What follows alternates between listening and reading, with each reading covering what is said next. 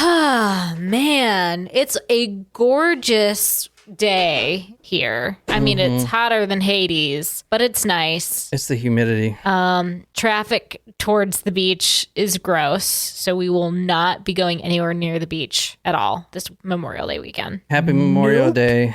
So what's up, everyone? We do have an episode for you guys. A small one. This one's actually requested by Chastity on the Discord. I forgot last night to share all of our new Supremos that joined this week. So how about I go ahead and share that? All right. And if you guys haven't noticed, it's just Nicole and I. Yeah, we're missing one. Jen's not here today, and she won't be here next week to record with us either. So, so maybe we'll do the Friday night and Saturday again. But she's got an engagement today, and then she's got she's in a bridal party, and next weekend is the bachelorette party. And then she's going home for up in Massachusetts for a period of time. So she'll be gone for 2 weeks in a row for us. We might try to do one virtual if we can, but one she'll be at the wedding in which said bachelorette party is coming up. So June is going to be a little bit of a spotty month for Jen's attendance. We'll do our best. It's not the same. And so we won't be doing the surprise shot segments when Jen's not here. I will be clear. We're going to just be stacked on our waiting list to make up for it. So anyway, just wanted to give you all the lowdown. So we had this week joining Serena, Alan, Derek, and Elvis. So thank you all for joining us on Patreon. Super awesome, and we're happy to see you. And tonight, this is a request from Chastity. I basically asked in the Discord for our supporters, hey, what's a good episode that would pair well with Eileen Wuornos, the hooker from hell? I feel like it sounds like we're just asking, like, I'm having beef bourguignon. What wine pairs with? So, guys, tonight, I'll get this started. This is a recent case that pairs well with Eileen Wuornos. We are talking about another sex worker here who just got sentenced in prison for 4 murders, and that's who we're talking about tonight. So it's literally, it does very pair similar. well. Yeah, it is very similar. And I mean, you just don't see a lot of times where these prostitutes are killing their clients, you know? It's kind of like karma to me. Anyway, we are going tonight to New York, and if anyone has been to these places, just let us know. I've driven by New York one time. Well, actually, I think on this video. Well, this doesn't look like Manhattan. This is in Queens. We're going to Queens, yeah. So there's 4 murders tonight. This is the area we're going to right now, where the last body was found in this little hostel, the Camway Lodge. Has anyone been here? I mean, obvious. This is Queens, so I'm guessing that's a pretty shitty neighborhood. I mean, you always hear about it, right? Fuck. So that's where we're going to tonight. So if you're new here, I put all my sources on talkmurder.com. You can go there. Also want to say real quick that we are live streaming this for our supporters, talkmurder.com/join to support us. And it means so much that you guys do that. We're really grateful. And also I'm sponsored by Jupiter CBD, and that's getjupiter.com/llama, LLAMA. And you can read my story there. No one's actually bought anything yet, but I just got to keep saying it, you know. We also have on the Patreon a yearly membership option. Yep. Like a 16% discount. I tried to, I was like, all right, I'm going to get the biggest discount I can. So I was like scrolling up, and it stops at 16. It would not let me go past 16. I'm like, what a weird, odd number. Yeah, that is weird. To stop like you would think 20%. Yeah, 20% or something. But Patreon only allows 16. So I'm like, all right, that's weird, but okay. So there is a 16% discount on there right now. And all right, tonight we are talking about a killer prostitute, Angelina Barini. And we're starting with, well, I shouldn't have given away the lead there. Let's start the story in New York City, in Queens, with this man right here. You want to describe this handsome gentleman? He looks pretty young, maybe like around 30 or so. Yeah. I mean, he's showing signs of balding, young, but like dark features, like dark hair, dark eyes, eyebrows. Maybe he's like Italian. Yeah, it's a big neighborhood. Yeah, that's a good guess right there. There's a lot of Italians in New York. Tell me what he does, looking at his clothes. He's a chef. There you go. As I said earlier, there are 4 murders that was committed and 4 bodies found. However, this was the one that got the person arrested. This, who you're looking at, and I'll put his photo on talkmore.com, is Andrea, Andrea. Maybe Andrea. It is Italian, so Andrea, maybe. Yeah, I don't know. Andrea Bocelli, right? That's how you pronounce his name, right? Who? You don't know who Andrea Bocelli is? I don't know who that is. He's a singer, and he's incredible, and he's also blind. I never heard of him. Oh my God. All right, so He'll give you goosebumps. Andrea Samperoni, he is a chef. He's actually a chef at Cipriani Dolce. Has anybody been to the Grand Central Terminal? Mm-mm. When I was in Google Earth, and Google Earth lets you go like and look inside the terminal, the Grand Central Terminal, dude, that gave me so much anxiety. There were so many freaking people in that building. Oh my God. Anyway, right in the center of the Grand Central Terminal is this restaurant. Now, this restaurant is really high class and well known. They actually have one, well, they have a few, one in Dubai and another one in London. And this one right here is in Grand Central Terminal. Now, he actually worked in the restaurant in London. He's been doing this his whole life. This is a 33-year-old man. He is the head of this restaurant. Cool. The head of the restaurant, like the top chef. Yep. Like big money, big clout. Like everyone knows who this guy is. August 21st, he's reported missing. And around the same time, well, a few hours later, after he didn't come in for his shift, he's reported missing. The police track his phone. They look at the phone record since he is such a like he's responsible kind of a thing. Yeah, responsible, but he's also, I would say, high class. I don't know. Consistent? No, not consistent, but they know. Professional? No, like it would be like if the mayor goes missing or something. Prominent. That's what I was trying to think of. Since this guy is so prominent and consistent, he's always on time and everything else. He doesn't arrive for his shift at work as the head chef. So the police immediately get involved and they track his phone to that little hostel that I showed you, Camway Lodge. And this is in Jackson Heights, the Queens area. This was a Wednesday night. They track his phone there, and he was actually missing 3 days prior, but his shift was on August 21st. However, he goes missing on August 18th, but no one thought none the wiser because his shift didn't happen until the 21st. Anyway, on that Wednesday night, police show up. They arrive around 8:30 and at the Camway Lodge in Elmhurst, room 15 on the bottom floor. Now, I'm going to read this. This is from the complaint filed against the killer here. A female, later identified as the defendant, Angelina Barini, opened the door and quickly shut it. Law enforcement authorities heard what sounded like someone moving around in the room. Shortly after Barini opened the door, law enforcement authorities smelled a strong odor consistent with the smell of a dead body and burning incense. Barini stated in sum and substance and in part that she did not do it, but her pimp made her do it, and it was not her. In the corner of the room, law enforcement authorities noticed what appeared to be a garbage can with bed linens stuffed inside what appeared to be a bare human foot sticking out of the bed linens. So basically, they caught this woman red-handed. And as I said before, she was a sex worker. They knock on the door. She quickly opens it real quick, and she's like, oh, fuck, the police. She shuts it, and they can hear her moving around. Apparently, it's just her in there.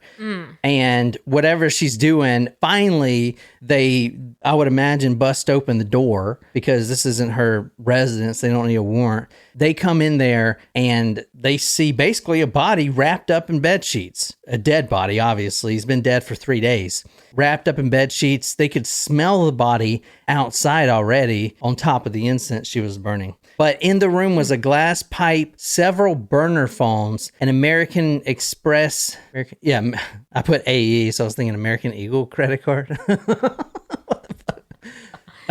Frequent shopper. American Express credit card with his name on it. So she said that she didn't do it. Her pimp made her do it. Well, she changed her story to my pimp killed this guy to later, I accidentally killed this guy, but I tried to call the police, but then my pimp told me not to. So that's the story. Now, this is the girl right here. If you want to describe her. How old does she look to you? Late 20s? Oh, she'd probably love you if she heard that. How old is she? You guys on live chat, how old do you think she is? Well, obviously she's wearing makeup and stuff. You think she looks late 20s? All right, late 30s? I mean, it looks like she's had work done or like, some fillers, some bow. She's 44 years old. Oh. That's making me feel really fucking terrible about myself. Why? You can tell she's the dark circles don't go away when you hit 30. She's got dark circles. You can tell. 44, yeah. I would imagine that's when this photo was taken. Let me show you another one right quick. Okay, that's not as good of a photo. Now, look at this photo. Can you tell that she is addicted to drugs? She's very skinny. Yeah. Because you can see her collarbones. I don't think I would say she's addicted off the bat. Well, that's definitely not nearly as flattering a photo as the first one. Why am I sitting in my chair like this? That's the problem. That's why people can see how fat I am. Oh, hang on. Let me go lower too. There we go. Oh shit. Does she have a black eye in this photo? That one, she really looks like she has dark circles. Now I don't feel as bad. Honestly, maybe. Meth or heroin, yeah. So I couldn't find out what she was addicted to, but apparently she is addicted to some hardcore drugs. Has anyone heard of this story besides Chastity who requested it? Because I haven't, and this is really recent. She just got sentenced less than a month ago. And this doesn't come up on any true crime forums and stuff that I'm not on any forums. But I am the only one to have covered this case. Shit. I am not on any forums. That's probably why I have to do 7 Dahmer episodes. I don't know what Sydney the fuck. is like meth for sure, 1,000%. For sure. But you would think if she was on meth, she would have like scratches and stuff. They scratch. Well, that's a blurry photo. We don't know. We're not seeing her arms there. Yeah. I don't know. We talked about it last week, but a lot of those adult coloring books, we were watching that show where, and it was a cop that said this or somebody. Yeah. They said that if they find adult coloring books in a car of someone they suspect is on drugs like meth, I think it was meth, then they automatically assume that the person is on methamphetamine. Because I don't know what the deal is, but the coloring books, the adult coloring books, they calm them down when they're high. Because I guess meth, I've never done meth, but I have done fucking Adderall and Ritalin, and that shit's in the same family. So I kind of can see how they're all fucking amped up. But I don't know, if I was amped up on meth, oh my God, and having a coloring book, dude, I'd just be like, you know what I'm saying? I don't know. Apparently it doesn't work that way. Anyway, that is the person that was caught red-handed, literally the body in the dumpster. And now she wasn't the only one involved. On August 18th, they reviewed the footage from the Camway Lodge, and around 4:58 a.m., that is when the victim, the decedent, the chef, the prominent New York chef, enters the establishment with her as a date, a John date, Apparently this is not and you can look at the photos online. It's pretty shady. I mean, the whole thing rents for $68 a night in New York City. $68. Wow. This is a very seedy looking hotel. Anyway, at 4:58, the cameras show both of them walking in at 1:30 p.m. Supposedly he's dead by this time. Only Barini exits the room. She goes outside and she rolls in a garbage can. And I would imagine she goes to the front desk and is like, I want to stay another few nights. Now, I think she did call her pimp, as we'll talk about that in a minute, but And a lot of the details are scarce, guys. I pulled as much as I can, most of it from sources like the New York Post, Daily Mail. I have 2 criminal complaints, the Daily News. I mean, just kind of, what do you call them? Not shitty sites, gossipy websites. But honestly, I really wanted to look more into her backgrounds and stuff like that, but it's just not there. Anyway, so at 4:58, they go in. At 1:30 the next day, Barini exits the room. She goes outside. She rolls in a garbage can. Between the 18th, when they went in the first time, and the 21st of August, multiple people enter the room. Mm-hmm. That's what the criminal complaint says. But, and it also says John Doe in the criminal complaint, but we know now that it's this prominent chef. Okay. In fact, I only found 2 other names. There's 4 victims in total by her. And they have kept it so tight-lipped that only 2 of the victims' names were released. One of them is a 60-year-old postal worker. That name hasn't been released. But even you cannot find the victims, even on all the sites like Daily Mail and stuff like that. I know. I mean, they're just really tight-lipped. Plus, you don't hear about this case at all, I don't think, unless you guys. Between the 18th and the 21st, multiple people enter the room.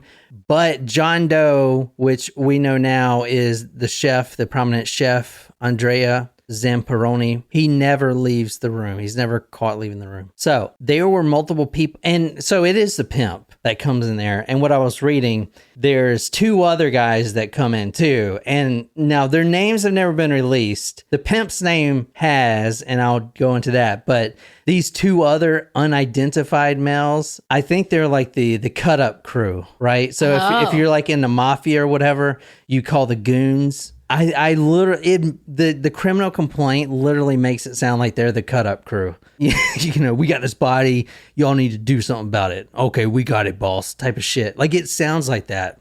Fucking crazy. Yeah. So anybody want to take a guess real quick on live chat or how this chef died? Like what happened? How did this woman kill this man right here? Be kind of interesting to know. All right, so here's what she says. During the first interview, she says 7 things, and this is documented in the criminal complaint. Number 1, she says she's a prostitute. Number 2, she meets a man on August 18th from Italy. Number 3, he pays her for sex. Number 4, man from Italy did not wake up and was bleeding from the nose and mouth. Number 5, my pimp would not let me call the police. Number 6, I wrapped the body up and placed it in a garbage bag. Number 7, other guys came into the room to talk with my pimp about cutting up the body. That is what she said. And she said how he dies is the chef, the man from Italy, because she didn't even know his name.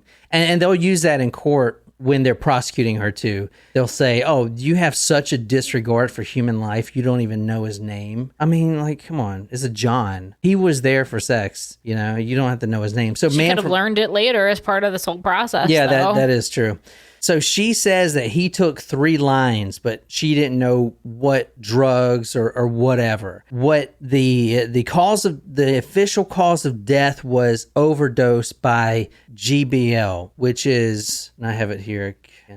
It's the date rape drug. GBL. Have you heard of it? Mm-hmm. I want to pronounce the real name. Rufalin? No, it's not Rufalin. It's a gamma. It's the stuff that what's his name? The killer chef from the story we covered from the UK was using. What's that guy's name? The chef from the UK that was killing all those boys. Grinder to the graveyard. I think we titled the episode. He was killing them on Grinder, using Grinder though. I know, but he would use this drug, gamma butyl. I thought that was like the poppers. Yeah. No. So poppers don't kill you. Poppers just loosen you up. But the drug that killed them was GBL, which taking GBL apparently because there's high school kids that die of this shit all the time. Someone spikes the punch with GBL or whatever, and it's one of those things where you can't have very much of it or you die, and that's what happened. So she overdosed this this guy on GBL, and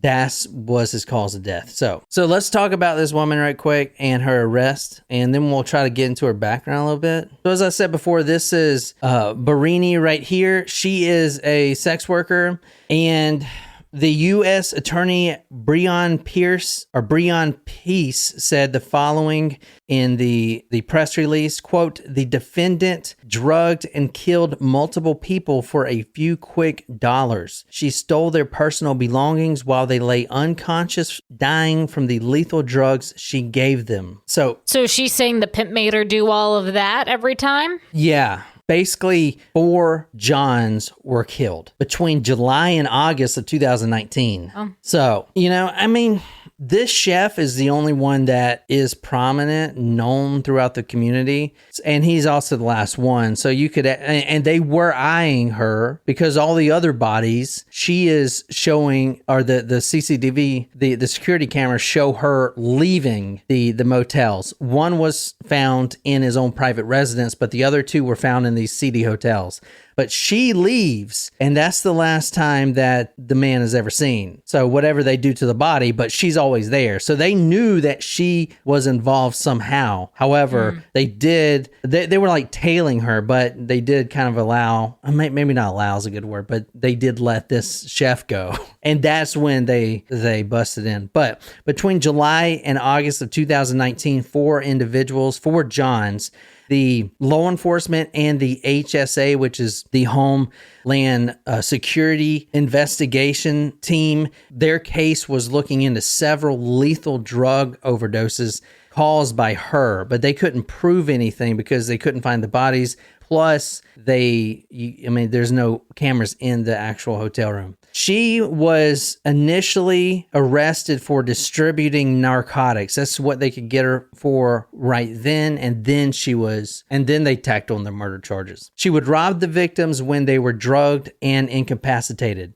So here are the victims right quick. We only know 2 of the names, including the one I just gave you. But on July 4th, 2019 at 11 a.m., the first one, John Doe number 1, hotel in Astoria, Queens. This was near the airport in the Airway Inn at LaGuardia. The video shows Barini exiting the room at 9:34 a.m. The cause of death was, quote, acute intoxication due to the combined effects of alcohol, methamphetamine, cocaine, and fentanyl. So the chef is the only one that did not die of fentanyl. I think the reason they charged her so harshly is because fentanyl is such a big deal. All 3 of the other Johns died of an overdose on fentanyl. And they believe that she did that on purpose because you don't need much fentanyl to kill anyone. On July 11, 2019, a Jean Alexander Silvero was found dead in Woodside, New York at the Crown Motor Inn, and Barini is caught leaving the premises as well. His cause of death was a fentanyl intoxication. Okay. So this is from the Daily News, 11th October 2019. This is the headline. This is why I love the Daily News. A drug-dealing hooker with a lengthy rap sheet pleaded not guilty Thursday in the fentanyl overdose of a Queens man found dead in his home 2 months ago. The 4th body is linked to the suspect, the drug-dealing hooker. Anyway, one of the cousins of one of the victims, and I don't know which one because the trial was pretty closed off, says, quote, about Barini, "I understand she doesn't have a good history. I don't have a good history. It's no excuse. She killed 4 people. She deserves what she gets now." All right, so what do you think her sentence was? And keep in mind, a lot of the details are scarce on this case, which is probably why no one's covered it, because there's really not much on it. 30 years? Oh, shit. That was very good guess. That was a great guess. Did I hit it? Yeah, you did. Oh, fuck. All right, we've been doing this for too long. I can adequately guess the exact sentencing. Now, I really tried to look up her background and history. What we know about this woman, she's 46 now, is she did come from a harsh background environment. She is Canadian. I did figure that out because she requested to be close to the Canadian border to see her family. So I surmise she's Canadian, and she does have an older sister who would not identify her name, just as Sally. She told the New York Post that she thought her sister's sentence was, quote, a little harsh, and she's going to appeal it. Now, this sentence just passed on April 27th, so last month. I honestly also think it's a little harsh. 30 years, I know. You think it's harsh? Okay, so hold on a second. She still claims that the first one, or the first two, she did drug the Johns, but she didn't know that they were going to die or whatever. I do believe that. And then she would rob them. And she's also addicted to drugs. So she not only makes her money with the sex, but also money with the sex and the lasagna. She not only makes her money with the sex, but she makes her money stealing from the Johns. And then she was shit, I could buy more drugs if I keep doing this. So, I mean, I think it's a little harsh, honestly, because you're so soft on the lady killers. You really are. They made her out to be a monster. I don't think that's the truth, man. I mean, these guys were willingly doing drugs. It's not like she put them down. Yeah, but she's lacing them. It's not like they're doing lines of cocaine that have fentanyl in it. You know what I mean? I know, but still, it's... No, if they just think they're doing lines of cocaine, that's one thing, but she's lacing them with other drugs to get them to pass out. She's it's not like you think she would have learned her lesson. Oh shit, that killed them the first time. But she's also she's also a drug addict herself, and so I don't fucking that doesn't how that makes you feel more lenient against her. I'm sorry, but if you were if your excuse is, oh well, she was on drugs, it's okay. That does not do any favors for me. What do you guys think out there? 30 years, too much, too little? I mean, what are you going to put her in jail for the rest of her life? Yeah, she killed 4 people. I'm sorry. What the fuck? Maybe I am too lenient. I mean, granted, she will be in her late 70s by the time she gets out. I would have made it 50 to make sure she never got out. I don't know. I think she'll do 15. That's disappointing. Her sister says, quote, I think what wasn't taken into account was that, of course, what happened was wrong, but the victims put themselves in there. That's what the sister says. And I kind of agree. I don't know. They weren't saints. They went with her. They wanted to party and they wanted to do drugs with her and have sex. It wasn't like she put a gun to somebody's head and forced them to go with her, end quote. That's true, but they didn't expect to fucking die. I know, but they did. There's a certain level of danger when you...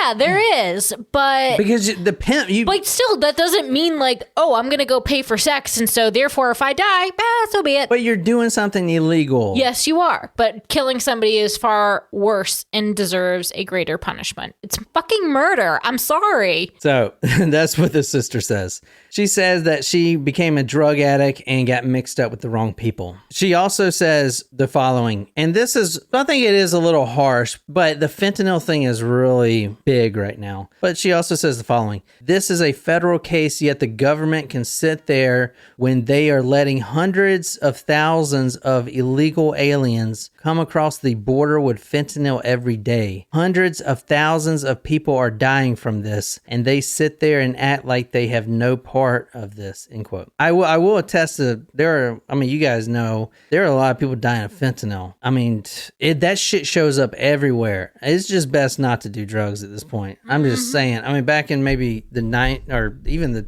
late 2000s, do some cocaine, but now I would never do coke or anything. I've only done it once, but I wouldn't do it now. I would turn it down because just a little bit of fentanyl would kill you, man. Anyway, so her sentence, as Nicole got it correct, was, and the judge says, or actually the special agent in charge says Barini has showed little regard for human life, and with the drugs laced with fentanyl that she allegedly peddled, she offered her victims an experience they would never survive. Pretty well said.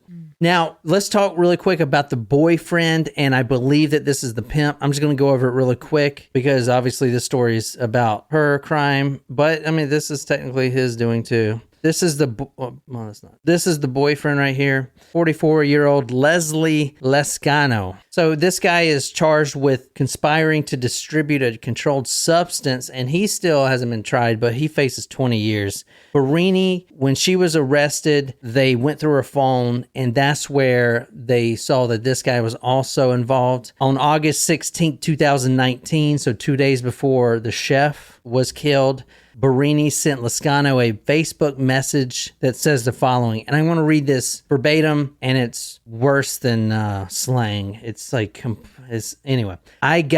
This is what she sends to him. Quote, I got a business opportunity. B-I-Z-N-E-S, business. O-P-R-A-T-U-N-A-D-Y. Opportunity. Opportunity, obviously. I got the business opportunity for you. I cut to the chase. Well, I cute to the chase. Then I'm willing to pay for your services. Are you with it? And then he replies back, yes, my queen. That's what he says. When he died, the chef, because she's already killed 3 others, so she is on a roll now. This guy is actually in the bathroom of that hostel already waiting to rob this guy. So they were going to put him under with the fentanyl. I don't think she wanted to kill these guys at all. I think she just wanted to overdose them a little bit and freaking, take the cash and run. But because they're not going to go to cops, right? Oh my God, a prostitute drugged me and took all my money. Like, okay, are you telling me you're, they're not going to ever go to the cops. I think she just didn't honestly know how much she was giving to these guys or cared. Anyway, so he was in the bathroom at that time. And let me see, an hour later, Lescano goes to the Rite Aid to buy gift cards and personal hygiene equipment for Barini and says the following, she says to him, can you buy anything, shampoo, conditioner, and body wash, milk cereal, I don't even know what this shit is. Cereal, C-E-R-I-L, milk, cereal, Raisin Bran, but she's typed in Reason, B-R-L-N, cold cuts, cheddar cheese, cigs. Fucking writes like that. Fucking New Yorkers. Anyway. Fuck, holy shit. One last thing. So she is sentenced and she is serving 30 years. She actually requested to the judge, because she was crying in court and everything else. She requested the judge to, and I think this should be granted, but she wants to move to a prison in Minnesota, the Waseca Federal Correctional Institution, because it's closer to her family in Canada. And not only that, but they have this dog program that the inmates take in strays and abused dogs. It's called the Can Do Animal Humane Services for inmates. And in fact, Whitey Bulger's girlfriend, who was just released in 2020, was in this prison, a part of the program. Kind of interesting fact. But she wants to go there to participate in this puppies in prison program. And I don't know. I think she should. I mean, not for the puppy program, but to be closer to. No, I mean, maybe she won't. I mean, she's obviously on drugs, addicted. So she. Well, not anymore in prison. Well, maybe I guess. I mean, no, I don't think so. But she wants to be close to the puppies. I'm not saying what she did wasn't wrong, but I mean, you're a softie for the lady killers. It's not like she went up to some random person and killed them either, But she still killed somebody, and she killed 4 somebodies. Anyway, that is all you're gonna get on that. I've got a business opportunity. Google ghetto. She says business opportunada. It's like Spanish or something. Holy shit. See, Natasha agrees. You really do have a soft spot for the lady killers. Yeah. Milk, cereal, reason. Let me type this in. This is the last text that she sent. It says the following. Are you texting this to me? No, I'm typing it in exactly how it is. Milk and cereal. That's a song. This is what she sends the guys. This is what I was trying to read. Milk, cereal, Raisin Bran. That's Raisin Bran cold. If you sent me something like that, I'd be Wait, like, is that her shopping list? yeah, that's her text to the guy. Milk, cereal, Raisin Bran, cold cuts, cheddar cheese, and cigarettes. Duh. That is her shopping list. Cheddar cheese. Cheddar. That is cheddar. I gotta say, deli sliced American is where it's at, but whatever. I mean, I'm not a spelling bee, but dude, I do have fucking autocorrect on my phone. I mean, what the fuck? Holy shit. She clearly has autocorrect turned off. Maybe that's why I'm so soft on her, because I also love Raisin Bran. Raisin Bran. Raisin Bran is my favorite. But anyway, if you enjoy the show, be sure to subscribe to all the podcast listeners out there. Thank you so much. We release episodes every Tuesdays and Thursdays at 9 a.m. Eastern Standard Time. Be sure to subscribe to our YouTube channel so you can see our live streams every Saturday at 1 p.m. Eastern Standard Time. Those are public for anyone. And we're kind of shifting the show more towards the live streams because we fucking love it. Anyway, my name is John. I'm sitting here with Nicole. And as I said, Jen is off this week. And until next time, good night, you lovely, lovely people.